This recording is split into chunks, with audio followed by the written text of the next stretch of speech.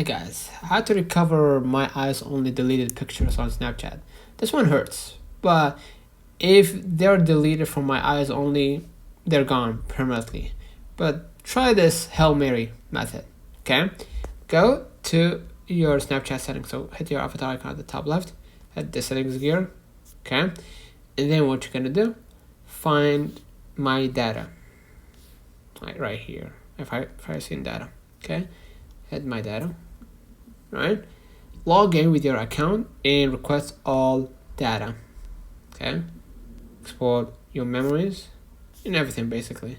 Hit next, enter the date you want to export data from a specific, from a specific date, like let's say last year, last month, last week, depending on when you remove them, and download it once ready.